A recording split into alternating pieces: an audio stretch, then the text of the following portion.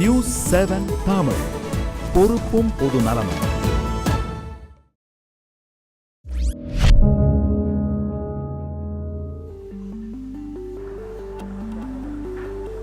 ஜீரோஆருக்கு மீண்டும் வரவேற்கிறோம். ஹசீஃப், சத்தீஸ்கரில் மத்திய ரிசர்வ் போலீஸார் மீது மாவோயிஸ்டுகள் மீண்டும் தாக்குதல் நடத்தியிருக்கிறாங்க. இந்த தாக்குதலில் 14 பேர் உயிரிழந்திருக்கிறாங்க. இதற்கு பிரதமர், குடியரசுத் தலைவர் என அனைவரும் கடும் கண்டனங்களையும் தெரிவிச்சிருக்காங்க. யார் இந்த மாவோயிஸ்டுகள், இவர்களுடைய அடிப்படை என்ன, இவர்கள் கொள்கைகள் என்ன, இந்த மாதிரி விஷயங்கள் எல்லாம் விரிவாக பார்க்கறதுக்கு முன்னாடி இந்த செய்தியை முதல்ல பார்த்துடலாம். சத்தீஸ்கரின் சுக்மா மாவட்டத்தில் உள்ள வனப்பகுதியில் மத்திய ரிசர்வ் போலீஸ் படையினர் மீது மாவோயிஸ்டுகள் தாக்குதல் நடத்தினர். எதிர்பாராத இந்த தாக்குதலில் அதிகாரிகள் உள்ளிட்ட துணை ராணுவத்தினர் 14 பேர் உயிரிழந்தனர். சிகிச்சை அளிக்கப்பட்டு வரும் 12 பேரில் 5 பேரின் நிலைமை கவலைக்கிடமாக உள்ளது என மருத்துவமனை வட்டாரங்கள் தெரிவித்துள்ளன.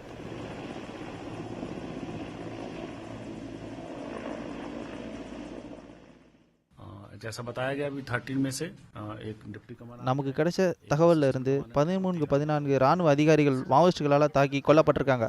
கொல்லப்பட்டதில் ஒருவர் டெப்டி கமாண்டர், இன்னொருவர் அசிஸ்டன்ட் கமாண்டர்.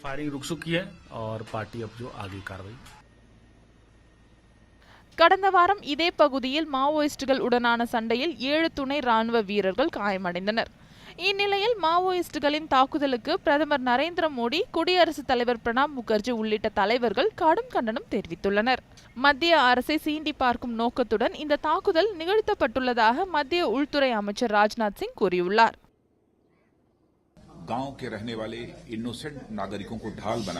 சிஆர்பிஎஃப்-ஐ எதிர்கொள்ள துணிவில்லாமல் மாவோயிஸ்டுகள் அப்பாவி மக்களை மனித கிடையமாக பயன்படுத்தியுள்ளார்கள்.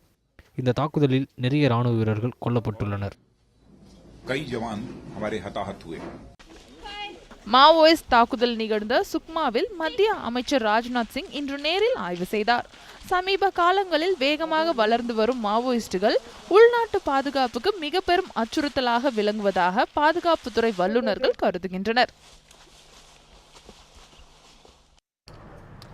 அந்த செய்தியை பார்த்தோம். குறிப்பாக இந்த மாவோயிஸ்டுகளை பொறுத்தவரை அவர்களுக்கான அந்த ஸ்ட்ரக்சர், அவர்கள் எப்படி செயல்படுகிறார்கள், அவர்களுடைய இராணுவம் எவ்வாறு கட்டமைக்கப்பட்டிருக்கின்றது என்பது போன்ற பல்வேறு விஷயங்களை பார்க்க இருக்கின்றோம். அதன்படி இந்திய கம்யூனிஸ்ட் கட்சி மாவோயிஸ்டுக்கு கீழாக இருக்கக்கூடிய மத்திய இராணுவ கமிட்டி தான் அந்த கம்யூனிஸ்ட் கட்சியினுடைய, அதாவது மாவோயிஸ்ட் அமைப்பினருடைய மக்கள் விடுதலை கொரில்லா படையினுடைய அதை இயக்கக்கூடிய ஒரு அமைப்பாக இருக்கின்றது. அவர்களுக்கு கீழே தான் மக்கள் விடுதலை கொரில்லா படை செயல்படுகின்றது.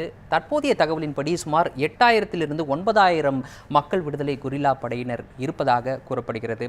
இவர்களை தாண்டி, அதாவது மக்கள் விடுதலை கொரில்லா படையை தாண்டி மாவோயிஸ்டுகளை பொறுத்தவரை மக்கள் குடிப்படை மற்றும் நகர்ப்புற குடிப்படையையும் வைத்திருக்கிறார்கள். இந்த 2 படைகளை பொறுத்தவரை மக்கள் முழுமையான ஒரு இராணுவம் கிடையாது. அவ்வப்போது தேவை ஏற்படும் பொழுது இருக்கக்கூடிய ஆயுதங்களை பயன்படுத்தக்கூடிய நபர்களாக மக்கள் குடிப்படையினர் இருக்கிறார்கள். அதே போல நகர்ப்புறத்திலும் கூட நகர்ப்புற குடிப்படையை மாவோயிஸ்டினர் கட்டியிருக்கிறார்கள். இந்த முடிவை, அதாவது இந்த 2 குடிப்படையையும் இயக்கக்கூடிய நபர்களாக அந்த கட்சியினுடைய, மாவோயிஸ்ட் கட்சியினுடைய பிராந்திய கட்சி குழு செயல்படுகின்றது. தற்போதைய தகவலின்படி சுமார் 38,000 படையினர், மக்கள் குடிப்படையினர் மாவோயிஸ்ட் கட்சியின் கீழ் செயல்படுவதாக ஒரு தகவல் கிடைத்திருக்கின்றது. ஆகவே இந்த மாவோயிஸ்ட் கட்சியினரை எதிர்த்து, அதாவது மாவோயிஸ்டுகளை எதிர்த்து அரசு தரப்பில் பல்வேறு வகையான பாதுகாப்பு படையினர் பயன்படுத்தப்பட்டு வருகிறார்கள். அரசு படைகளை பொறுத்தவரை மிக முக்கியமாக ரிசர்வ் போலீஸ் படை, எல்லை பாதுகாப்பு படை, இந்தோ திபெத்தியன் எல்லை பாதுகாப்பு படை, இவற்றை தாண்டி ஒவ்வொரு மாநிலத்திலும் செயல்படக்கூடிய ஆயுதப்படையும் கூட மாவோயிஸ்டுகளுக்கு எதிராக பயன்படுத்தப்பட்டு வருகின்றது.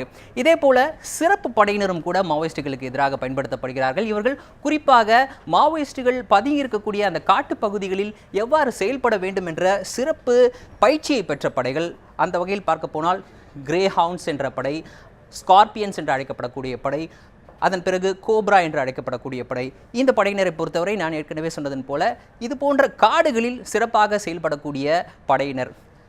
அதை தாண்டி இந்திய விமானப்படையினுடைய MI-17 ஹெலிகாப்டர்கள் கூட இந்த படையினருக்கு தேவையான பொருட்களை கொண்டு போய் சேர்ப்பதும், காயமடைந்தவர்களை அங்கிருந்து மற்ற இடத்திற்கு கொண்டு செல்வதற்கும் பயன்படுத்தப்படுகின்றது. ஆகவே இந்த சிறப்பு படைகள் மற்றும் அரசினுடைய மற்ற படைகள் ஒட்டுமொத்தமாக மக்கள் விடுதலை கொரில்லா படை மற்றும் மாவோயிஸ்டுகளுடைய குடிப்படைகளை எதிர்த்து கடுமையான அந்த தாக்குதலை தொடர்ச்சியாக நடத்தி வருகிறார்கள்.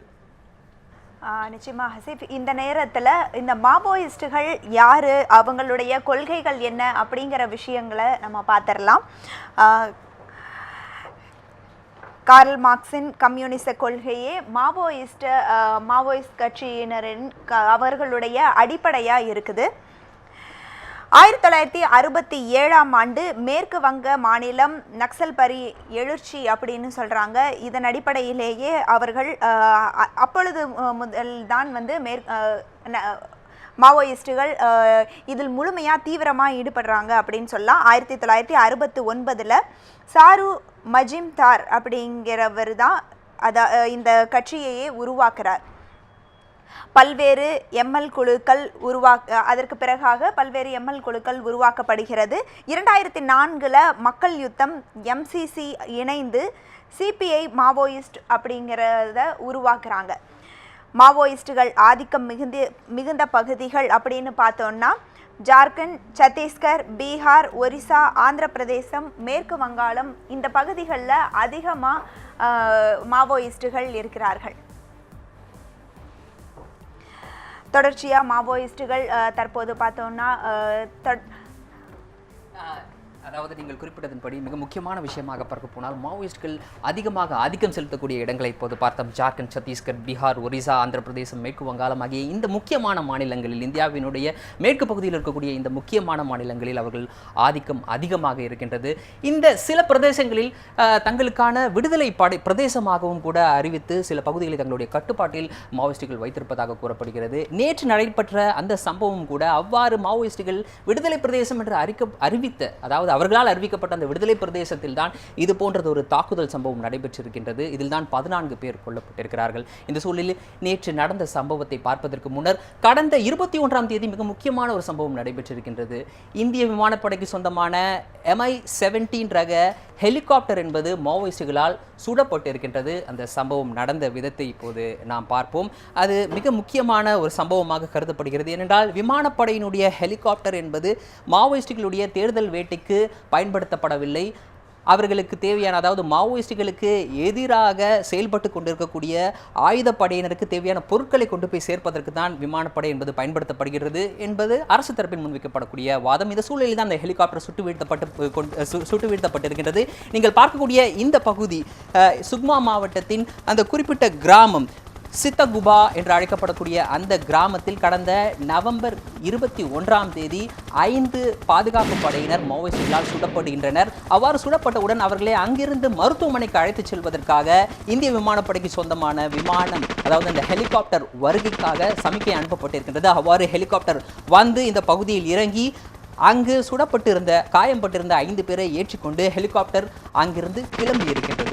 கிளம்பிய சில நிமிடங்களிலேயே இந்த காட்டு பகுதியில் ஒளிந்திருந்த மாவோயிஸ்டினர் ஆயுதம் கொண்டு, அவர்கள் இருக்கக்கூடிய அந்த துப்பாக்கி கொண்டு அந்த ஹெலிகாப்டரை தாக்கியிருக்கிறார்கள். இவ்வாறு தாக்குதலுக்கு உள்ளான அந்த ஹெலிகாப்டரில் பயணம் செய்த இந்திய விமானப்படையை சேர்ந்த ஒரு நபரும் கூட காயப்பட்டிருக்கின்றார்.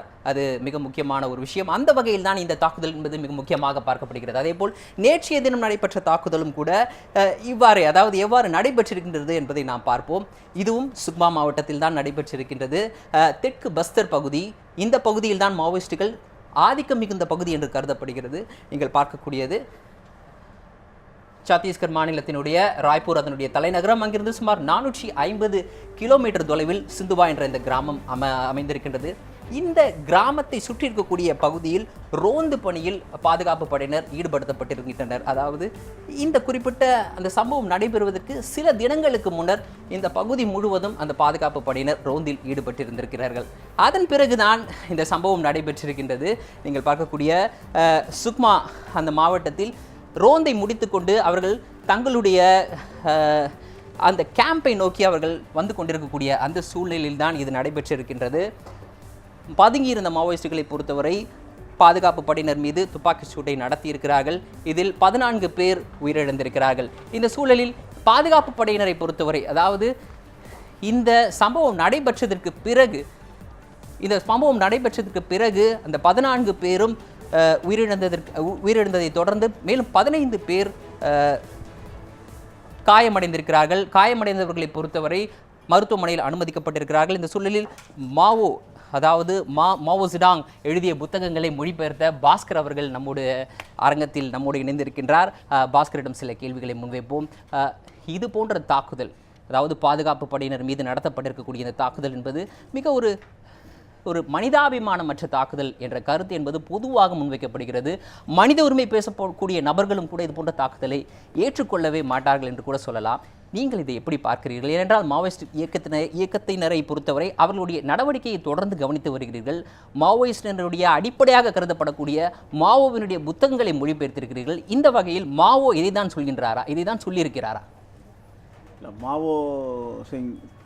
மாசேதுங்கை பொறுத்தவரை இது போன்ற விஷயங்களை அவர் மக்கள் தமது விடுதலைக்காக, தமது உரிமைகளுக்காக ஆட்சியாளர்களுடைய படைகளோடு மோதுவதை தவிர்க்க முடியாதது. அந்த உயிரிழப்பை குறித்து அவரும் சரி, மாவோயிஸ்ட் கட்சியும் சரி, அவர்கள் விடுக்கின்ற அறிக்கைகளில் இந்த உயிரிழப்புக்கு வருத்தம் தெரிவிக்கின்ற அதே வேளையில் இந்த உயிரிழப்பை தவிர்க்க முடியாதது, தங்கள் மீது ஏவப்படுகின்ற அரசு அடக்குமுறைக்கு தவிர்க்க முடியாத ஒரு தற்காப்பு நிலையில்தான் நாங்கள் இந்த தாக்கல் தொடுக்கின்றோம். இந்த அத்தனை உயிரிழப்புகளுக்கும் கூட எங்களுக்கும் கூட வருத்தம் தான். ஏனெனில் இதில் இறக்கின்றவர்கள் எல்லோருமே பெரும்பாலும் சாதாரண குடும்பத்தைச் சேர்ந்தவர்கள் தான் வீரர்களாக இருந்து இங்கே இறக்கின்றார்கள். எங்களுடைய போராட்டத்திற்கு நாங்கள் எதிர்க்கின்ற பெரும் முதலாளிகளோ அல்லது பெரும் நிலக்கிழார்களோ அல்லது பெரும் போலீஸ் அதிகாரிகளோ அதிகமாக சாவதில்லை. சாதாரண படைகள் தான் சாகின்றார்கள். ஆனால் நாங்கள் எங்களை தற்காத்துக் கொள்வதற்கு, எங்கள் என்றால் நாங்கள் ஒரு மக்களுடைய விடுதலைக்காக போராடுகின்றோம். அந்த ஏழை மக்களுடைய விடுதலை என்ற விஷயத்தை நீங்கள் எந்த வகையில் முன்வைக்கிறீர்கள்? ஏனென்றால் ஜனநாயகபூர்வமாக ஒரு அரசு அமைக்கப்பட்டிருக்கின்றது. அந்த அரசை எதிர்த்து போராட்டம் நடத்தக்கூடிய நபர்கள் எவ்வாறு ஒரு விடுதலை போராட்டம் நடத்தக்கூடிய நபர்களாக பார்க்க முடியும்? அரசாங்கம் எங்களுடைய நியாயமான கோரிக்கைகளை, அதாவது மக்களுடைய நியாயமான கோரிக்கைகளை, மக்கள் என்ன கேட்கிறார்கள்? அனைவருக்கும் உண்ண உணவு, உடுக்க உடை, இருக்க இருப்பிடம், இது போன்ற சாதாரண விஷயங்கள் தான் கேட்கிறார்கள். இதற்காக இந்த அரசாங்கம் அமைதியான வழியில் செயல்பட அனுமதித்தால், அமைதியான வழியில் தங்களுடைய கோரிக்கைகளை வைக்கும் பொழுது அதை அரசாங்கம் ஒடுக்குகின்ற பொழுதுதான் தவிர்க்க முடியாமல் இந்த இராணுவ நடவடிக்கையில் மாவோயிஸ்ட் கட்சி தற்காப்பு தன்மையில் அவர்கள் ஈடுபட்டு இரண்டு தரப்புக்கும் உயிரிழப்பு ஏற்படுகின்றது. உயிரிழப்பை பொறுத்தவரை உயிர் எந்த தரப்பில் போனாலும் கூட அதை ஏற்றுக்கொள்ள முடியாத ஒரு விஷயம் இருந்தபோதும் மாவோயிஸ்டுகள் தொடர்ச்சியாக இது போன்ற தாக்குதல்களை ஒரு குறிப்பிட்ட கால இடைவெளியில் நடத்தி கொண்டு தான் இருக்கிறார்கள். இந்த வழிப்போக்கு என்பது அதாவது இந்த ஆயுதம் தாங்கி அரசை எதிர்த்து போராடுவது, பாதுகாப்பு படையினரை எதிர்த்து சண்டையிடுவது, தங்களை எதிர்ப்பவர்களை கொல்வது என்ற இந்த நடைமுறை என்பது எதனுடைய வழித்தோன்றல், எதன் அடிப்படையில் இதன் மீது அவர்கள் நம்பிக்கை வைத்திருக்கிறார்கள்? இது மாவோயிஸ்ட் கட்சியினுடைய தலைவராக அறியப்படுகின்ற சார் மஜும்தார், அதற்கு முன்பாக இருந்த மாசேதுங் அவர்கள் மக்கள் தமது விடுதலைக்காக தவிர்க்க முடியும் ஆயுதம் ஏந்துவல் என்ற கொள்கையிலிருந்து உருவான தனிநபர் அழித்தொழிப்பு என்ற கொள்கையை சார்மஜும்தார் நடைமுறைப்படுத்திய பொழுது அதனுடைய வழித்தோன்றலாக 2000 மாவோயிஸ்ட் கட்சி உருவான பிறகு அவர்கள் தமது தற்காப்புக்காகத்தான் இந்த நடவடிக்கை ஈடுபடுகின்றார்களே தவிர மக்களை கொல்ல வேண்டும் என்பதிலிருந்தோ, வன்முறையின் மீது நம்பிக்கை கொண்டோ, வன்முறையின் மீது மோகம் கொண்டோ அவர்கள் இந்த செயல்களில் ஈடுபடுவதில்லை. அதாவது மாவோ காலத்தை எடுத்துக்கொள்ளலாம், ரஷ்ய புரட்சி நடந்த காலத்தை எடுத்துக்கொள்ளலாம். இவையெல்லாம் நடைபெற்ற காலம் என்பது ஒரு தற்போது இருக்கக்கூடிய இந்த காலத்தோடு ஒப்பிடக்கூட முடியாது. இது மிகப்பெரிய தகவல் தொழில்நுட்பம் பெரிய அளவுக்கு வளர்ந்துள்ள இந்த காலம். இந்த காலத்திலும் கூட இது போன்ற நடவடிக்கைகள் மூலமாக தான் அவர்களுடைய கொள்கைகளை அவர்கள் வெல்ல முடியுமா? அதில் மாற்றம் ஏற்படுவதற்கான வாய்ப்பே கிடையாதா? இல்லை, அரசாங்கம் இப்படிப்பட்ட விஞ்ஞான யுகத்திலும் கூட இன்றைக்கும் கூட குறைந்தபட்ச அடிப்படை ஜனநாயக உரிமைகளை மக்களுக்கு தராமல் காலில் போட்டு மிதிக்கின்ற ஒரு சூழலில் அவர்கள் கேட்பது சிறு வாழ்வாதார உரிமைகள் தான். நாங்கள் இருக்கும் இடத்தில் எங்களை வாழ விடுங்கள். நாங்கள் ஒரு காட்டுப்புறத்தில் வசிக்கின்றோம், நாங்கள் சாதாரண கிராமப்புறம் வசிக்கின்றோம், சாதாரண நகர்ப்புறம் வசிக்கின்றோம். இதில் எங்களுக்கு தேவையான வீடு, உணவு, உடுக்க உடை இருக்கு, இதைத்தான் நாங்கள் கேட்கின்றோம். இதை கூட அரசாங்கம் பறிக்கின்ற பொழுது, குடிசைகள் வசிக்கின்ற மக்களை அப்புறப்படுத்தி எங்கேயோ அடைக்கும் பொழுது, கிராமப்புறங்களில் வசிக்கும் பொழுது அவர்களை பெரிய பன்னாடு கம்பெனியில் அந்த கிராமங்களை ஒப்படைக்கும் பொழுது, வனம் அருகே வசிக்கின்ற பழங்குடி மக்களை அப்புறப்படுத்தப்படும் பொழுது, அவர்கள் தமது உரிமைகளுக்கு போராடும் பொழுது இந்த அரசாங்கம் எல்லா உரிமைகளும் அனுமதிக்க தயாராக இல்லாத பொழுது, தவிர்க்க முடியாமல் அவர்கள் ஆயுதம் ஏந்துகின்ற அவசியம் எந்த வகையில் ஏற்படுகின்றது. நியாயம் கற்பிக்கப்பட்டாலும் உயிர் தான், அந்த வகையில் தான் எல்லாரும் பார்ப்பார்கள். குறிப்பாக மாவோயிஸ்டுகள் தரப்பில் இழப்பு ஏற்படும் பொழுது குரல் கொடுக்கக்கூடிய மனித உரிமை ஆர்வலர்களும் கூட இது போன்ற சம்பவங்கள் நடைபெறும் பொழுது மாவோயிஸ்டர் மீது தங்களுடைய கருத்துக்களை, காட்டமான கருத்துக்களை கூட முன்வைக்கிறார்கள். இந்த சூழலிலும் கூட இவர்கள் இந்த நடைமுறையை தொடர்ச்சியாக எடுத்து செல்வது என்ன காரணம்? எதன் காரணமாக இதை எடுத்து செல்கிறார்? இது மாவோயிஸ்டுகள் செய்கின்ற எல்லாருமே எதுவுமே சரி, அரசாங்கம் தனது அணுகுமுறை எப்படி கைக்கொள்கின்ற என்பதை பொறுத்தது. அரசாங்கம் தனது அணுகுமுறையை தொடர்ந்து ஒரு வன்முறைத்தன்மையிலேயே ஜனநாயகம் என்ற பெயரில், இந்திய அரசியல் சாதனம் கொடுக்கின்ற உரிமை என்ற பெயரில் அது தொடர்ந்து ஜனநாயகத்தை மறுக்கின்ற பொழுது தவிர்க்க முடியாமல் மாவோயிஸ்டுகள் இதை செய்ய வேண்டியிருக்குது. அரசாங்கத்தை தேர்ந்தெடுத்தவர்கள் மக்கள். மாவோயிஸ்டுகளுக்கு யார் இந்த அதிகாரத்தை கொடுத்தது? நீங்கள் எங்களுக்காக அரசை எதிர்த்து போராடுங்கள் என்ற அதிகாரத்தை யார் மாவோயிஸ்டுகளுக்கு? ஏன் இந்த ஆட்சியை கூட 31 விழுக்காடு மக்கள் தான் தேர்ந்தெடுத்தார்கள். இது எப்படி இந்தியாவில் உள்ள பெரும்பான்மை மக்கள் தேர்ந்தெடுத்து சொல்ல முடியாது. 31 விழுக்காடு மக்கள் தான் தேர்ந்தெடுத்தார்கள். 70 விழுக்காடு மக்கள் இந்த ஆட்சியை தேர்ந்தெடுக்கவே இல்லை. நீங்கள் குறிப்பிடுவது மத்திய அரசு தான் தற்போது தேர்ந்தெடுக்கப்பட்ட அரசு. இந்தியாவினுடைய நடைமுறை என்பது காலம் காலமாக 67 வருடங்களாக நாம் கடைபிடித்து வரக்கூடிய ஒரு நடைமுறை இது. இந்த நடைமுறையின் அடிப்படையில் தான் ஆட்சி அமைகின்றது. அதன் பிறகு அதன் அடிப்படையில் தான் மக்களை ஆட்சியாளர்கள் ஆண்டு கொண்டிருக்கிறார்கள்.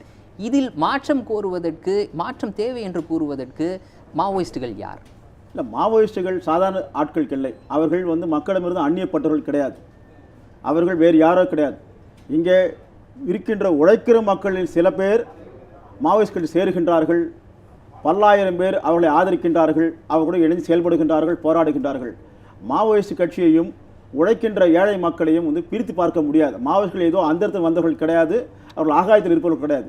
இந்த மக்களில் இருக்கின்றவர்கள் தான் மாவோயிஸ்டுகளாக பிறக்கின்றார்கள், செயல்படுகின்றார்கள், மடிகின்றார்கள். அப்போ மாவோயிஸ்டுகளை மக்களிடமிருந்து பிரித்து பார்க்கின்ற ஒரு அணுகுமுறை மிகவும் தப்பு. மாவோயிஸ்டுகள் வேறு, மக்கள் வேறு கிடையாது. இருந்தபோதும் 1969ஆம் ஆண்டிலிருந்து இந்த ஆயுத போராட்டம் வழியிலேயே அவர்கள் நடை போட்டு கொண்டிருக்கிறார்கள். என்னத்தை சாதித்தார்கள்? அவர்களால் அவர்களுடைய இறுதி லட்சியத்தை அடைய முடிந்ததா? உயிரிழப்புகளை தாண்டி நிச்சயமாக அவர்கள் மக்கள் மத்தியில் வேலை செய்வதன் விளைவாக மக்கள் ஒரு போராட்ட அனுபவத்தை பெற்றிருக்கிறார்கள். போராடித்தான் தனது உரிமைகளை வாங்க வேண்டும் என்பதை அந்த அனுபவம் காட்டுகிறது. லட்சக்கணக்கான ஏக்கர் நிலங்கள் பிரித்து கொடுக்கப்பட்டிருக்கிற ஆந்திராவிலும் இதே சத்தீஸ்கரிலும் கூட ஒடுங்கி கிடந்த பழங்குடி மக்கள் இன்று உரிமைகளோடு வாழ்ந்து கொண்டிருக்கிறார்கள். அவர்களுக்கு நிலம் கிடைத்திருக்கிறது. தமது வாழ்க்கையை தாங்கள் தீர்மானித்துக் கொள்ள வேண்டும் என்ற ஒரு ஜனநாயக விழிப்புணர்ச்சி அவர்கள் பெற்றிருக்கிறார்கள். அவர்கள் மத்தியிலே ஆண் பெண் சமத்துவம் நிலவை கொண்டிருக்கிறது. சாதியை ஒழிக்கிறதுக்கு வேலை செய்கிறார்கள். வரதட்சணை கொடுமை அவர்கள் மத்தியில் இல்லை. மூடநம்பிக்கை ஒழிக்கப்பட்டு கொண்டிருக்கிறது. இப்படி கிட்டத்தட்ட ஒரு முன்மாதிரி அரசாங்கத்தை அவர்கள் சத்தீஸ்கரிலும் ஜார்க்கண்டிலும், மக்களே வாழாத காட்டுக்குள் இந்த அரசாங்கங்கள் செயல்பட்டு கொண்டிருக்கின்றன. மக்களே வாழாத காட்டுக்குள் அரசாங்கம் ஏன் செல்ல வேண்டும்? செல்ல வேண்டிய அவசியம் என்ன? எல்லா இடங்களும் மக்கள் வசிக்கின்றார்கள். நகர்ப்புறங்களோட குறைவாக இருப்பார்கள், கிராமப்புறங்களோட கொஞ்சம் கூடுதலாக குறைவாக இருப்பார்கள். இவ்வளவுதான். மக்கள் வசிக்காத காட்டுக்கு அரசாங்கம் ஏன் போகணும்? மக்கள் வசிக்காத காட்டிற்குள் இவர்களுடைய அரசாங்கம் நடத்த வேண்டிய தேவை என்ன? இல்லை, மக்கள் மத்தியில் தான் வேலை செய்கிற 2 கோடி மக்கள், குறிப்பாக கோண்டு பழங்குடி மக்கள். ஒட்டுமொத்தமாக பழங்குடியினருடைய அந்த நலன் என்பது ஒட்டுமொத்த இந்தியர்களுடைய நலனாக எப்படி பார்க்க முடியும்? பழங்குடி மக்கள் நலனும் இந்திய மக்களும் அடிப்படையில் வேறுவேறானவை கிடையாது. அவர்கள் வனத்தில் அதிகமாக வசிக்கிறார்கள், இவர்கள் வெளியில் வசிக்கிறார்கள், சமவெளி பகுதியில் வசிக்கிறார்கள். மற்றபடி அடிப்படையில் பழங்குடி மக்களுடைய வாழ்வாதார கோரிக்கைகளும் சென்னை நகரத்தில் குடிசை மக்கள் வாழ்கின்ற மக்களுடைய வாழ்வாதார கோரிக்கைகளும் சாராம்சத்தில் ஒன்று. எப்படி சாராம்சத்தில்? அவர்களுக்கு தேவை உண்ண உணவு, உடுக்க உடை, இருக்கை இடம், கல்வி, வேலைவாய்ப்பு, சமத்துவம், ஜனநாயகம். இதுதான் அவர்களுக்கு தேவை. இது சென்னையில் நகரத்திலும் கிடையாது, சத்தீஸ்கரில் வனப்புறத்தில் வசிக்கின்ற மக்களிடத்திலும் கிடையாது. அதைத்தான் அரசாங்கத்துக்கு எதிராக இவங்க போராடும் பொழுது, இந்த அரசாங்கம் ஒடுக்குமுறை ஏவும் பொழுது தற்காப்புக்காக தம்மை காத்துக்கொள்வதற்காக எப்படி சுதந்திர போராட்டத்தில் 1857 சுதந்திர போராட்டம் நடந்ததோ, பகத்சிங் போன்றவர்கள் போராடினார்களோ, வஉசி போன்றவர்கள் போராடினார்களோ, அதை போன்ற ஒரு போராட்டமாகத்தான் இன்றைக்கு இதை பார்க்க வேண்டும். அன்றைக்கு ஆட்சியாளர்கள் அதை தீவிரவாதம், பயங்கரவாதம் என்று அவதூறு செய்தார்கள். இன்றைக்கு அவதூறு செய்கின்ற இதை மக்கள் மத்தியிலே அவர்களை பற்றி தீவிரவாதி என்றோ பயங்கரவாதி என்றோ கிடையாது. பெரும் முதலாளிகள் கையில் இருக்கக்கூடிய ஊடகங்களும் அல்லது அவங்களுக்கான இருக்கிற கட்சிகளும் தான் இவங்களை பற்றி பூச்சாண்டி காட்டுகின்றன. இல்லாவிட்டால் 50 வருடம் 40 வருடங்களுக்கு மேலாக எப்படி அவர்கள் தொடர்ந்து பல உயர்வை சந்தித்த பின்னரும் அரசு அடக்குமுறை ஏவிய பின்னரும் எப்படி இத்தனை ஆண்டுகாலம் அவர்கள் தொடர்ந்து நீடிக்க முடியும், செயல்படக்கூட முடியும்? மாவோயிஸ்ட் கட்சி உருவாகி 10 ஆண்டுகள் ஆகி 500 பேர் இறந்தாலும் இன்றும் தொடர்ந்து அவர்கள் செயல்படக்கூடிய அளவுக்கு மக்கள் மத்தியிலே அவர்களுக்கு வரவேற்பு இருக்கிறது, ஆதரவு இருக்கிறது. அரசாங்கம் மக்களுடைய கோரிக்கைகளை தீர்க்காத வரைக்கும் மாவோயிஸ்டுகள் தொடர்ந்து உருவாகி கொண்டிருப்பார்கள், பிறந்து கொண்டே இருப்பார்கள். என்னதான் இருந்தபோதும், அதாவது நீங்கள் என்னதான் காரணம் சொன்னாலும் கூட இழந்த உயிருக்கு ஈடாக எதுவும் இருக்க முடியாது. 14 பாதுகாப்பு படை வீரர்கள் கொல்லப்பட்டிருக்கிறார்கள். இருந்தபோதும் எங்களுடைய அரங்கத்திற்கு வந்து உங்களுடைய கருத்துக்களை பகிர்ந்து கொண்டமைக்கு மிக்க நன்றி. 0R ஒரு சிறிய இடைவெளிக்கு பிறகு தொடரும்.